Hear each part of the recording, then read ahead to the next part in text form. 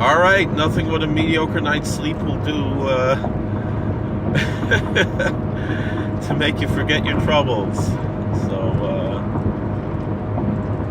I was watching a little bit of my Dafyomi video last night, and I was like, "Whoa, I'm really tired there. I don't know how to go watch that." So I'm pretty amazed by how many views and subscribers that I do have when considering how many mediocre videos I make. But it's, you know, it's all it's there's so much going on here with this YouTube. It's so interesting. We got 20 days left to make it to 1,000 subscribers and 4,000 hours of views.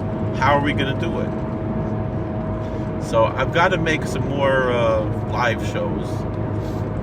You know, the live feeds tend to attract people. We can have a live conversation, and it helps you get those 4,000 views. I did a 2-hour live show, less than 2 hours. That the total was over 4 hours, about 4 hours, something like that.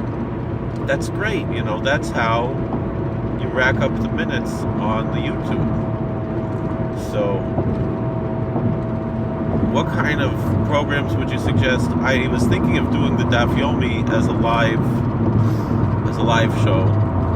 Just yesterday, I didn't really have a full amount of time to make a good live Dafyomi show. Maybe today I'll do the Dafyomi live. Let's see how that works.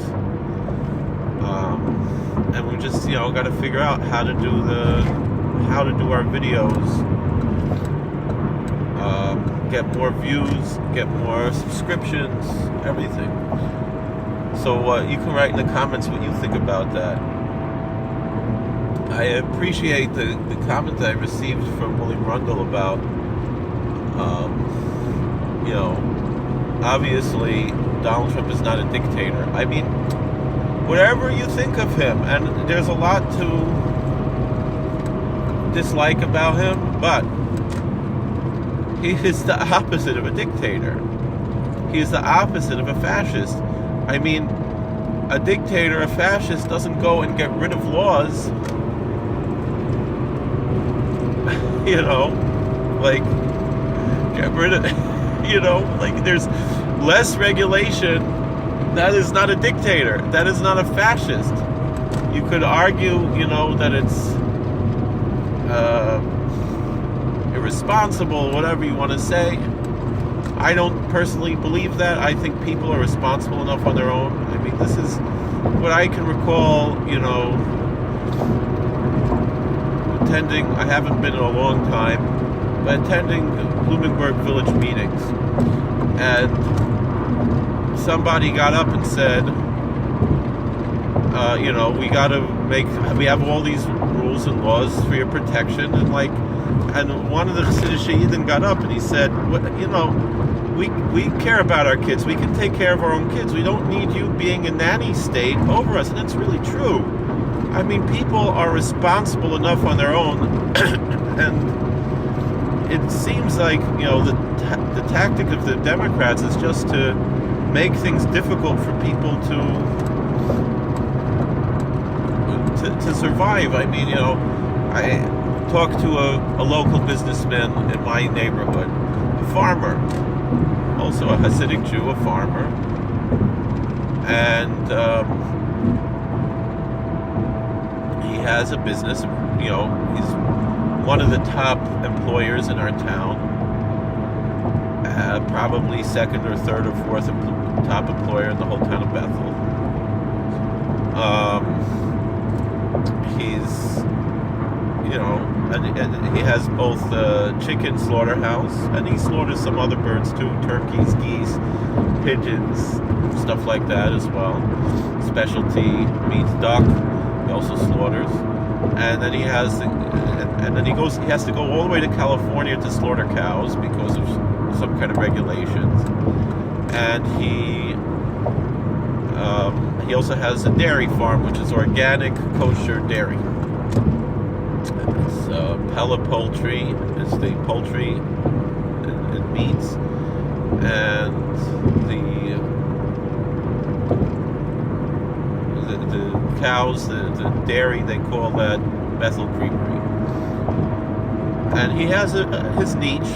You know, he's very he serves like, you know, there's a certain, you know, sector of the Hasidic community and ultra-Orthodox community that are looking for things that are a little bit stricter, especially that there's on a small scale. They feel that it could be more, there could be more attention to the kosher supervision, stuff like that. And so he has his niche. It's a little bit more expensive than other meats and other milks and things. Like the milk is like the old-fashioned milk. It's not homogenized, and it's pasteurized because that you have to do. But it's not homogenized, so it has like the cream up on the top. It's like, and you know, I'm not a big fan of drinking milk personally, but that's good stuff. What he sells, the Bethel Creamery, it's a whole different ballpark. Anyway, it's full Franklin's name. I remember some years ago he told me, you know, the way that it works with the government, regulations and taxes and everything, that once he gets to a certain level of success, he winds up losing out more. Like he can't get any bigger unless he gets like much bigger. And it's the same thing I see in my own life. You know, right now I'm working one regular part-time job, and then on the side I do wedding, and I'm also the assistant rabbi in the shul. But that's, you know, there's not that much involved there.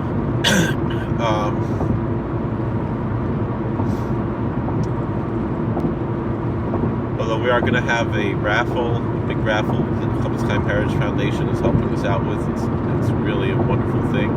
So maybe if you guys want to buy raffle tickets, you know, we have some great prizes. So we'll talk about that later.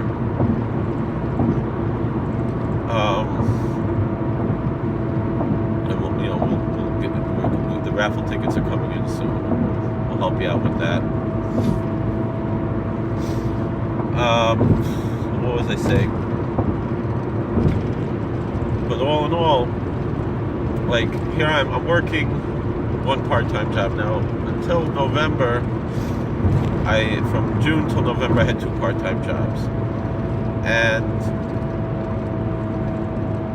I was basically just breaking out even from what I got from the second part-time job, because between what I lost in food stamps and Section 8, you know, percentage, and they still haven't sent in the paperwork to Section 8 to let them know that I'm not working there anymore, and I wish they would.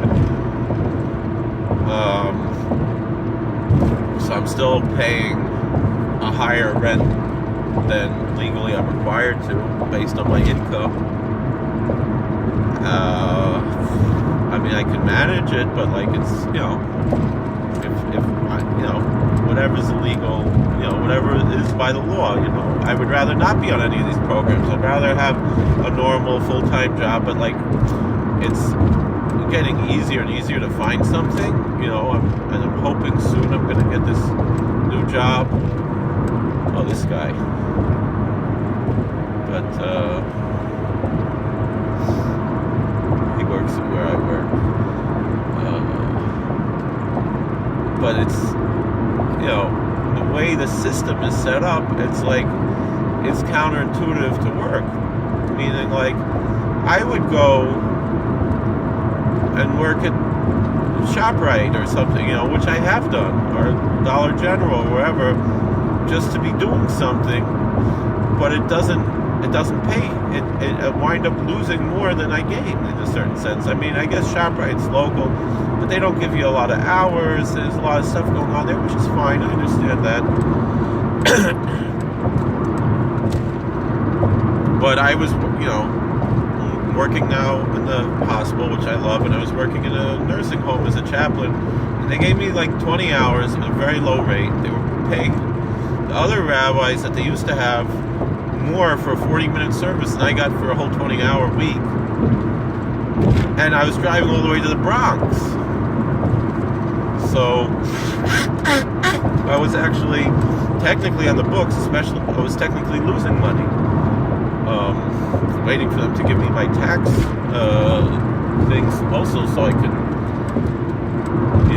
file my taxes and everything. But they hired me as a independent contractor, a vendor, instead of an employee, so I can write off all my mileage, and my mileage was more than they were paying me.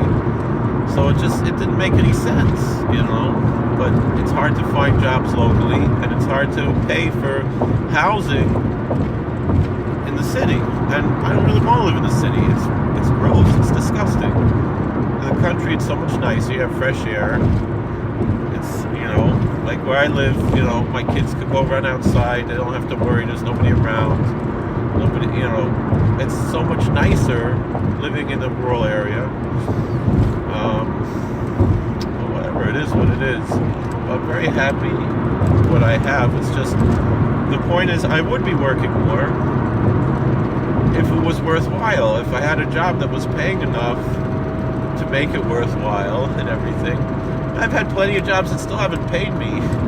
Teaching in schools, synagogues, owe me lots of money, and I never got paid. I'm probably never going to see that money. I don't know. It's, that's why, like, next week I have an interview in a synagogue, and I told them, I was like, you guys seem like pretty honorable people. I need a contract, because, like, the last part-time synagogue job I had, they never gave me a contract, and they didn't pay me for the last 3 months I was working there. I should really take them to small claims court, but I just don't have time, and I don't have energy. There's so much stuff going on. I don't know. I guess I'm talking about too much private stuff right now that I shouldn't be talking about, but all in all, I'm pretty happy. Things are pretty good, thank God. I love my job. I love my family. I love my wife. I love my kids. I don't have that much to complain about. Holidays are coming. That can cause stress. Purim, Passover. Got a lot to do. Clean up the house. It's tough with 5 kids to keep the house clean, but I'm trying to figure out what to do. I get tired very easily because I work a lot. I mean, yeah, I'm working 15 hours, but I'm driving. I was driving something like 30 hours a week almost. Like, not really, but like now I drive about 6 hours a week. When I had the other job, I was driving 15 hours a week, something like that, right? So I'm happy I'm not working there in the Bronx anymore. It really wasn't a good idea. As much as I'd like to be doing something, like if they would just hire me to come in Friday and do the service and pay me what they pay me the whole week for the Friday, I'd be happy to come down. But $18 an hour to go all the way to the Bronx was, I would come home really late. I would come home sometimes 2 in the morning, just to put in those 20 hours. So it's a lot going on, but I'm not talking about anything now. I have so many good things to talk about instead of talking about nonsense. Well, thank you for watching. God bless. Please like, share, and subscribe. And I'm going to make a good video now. All right.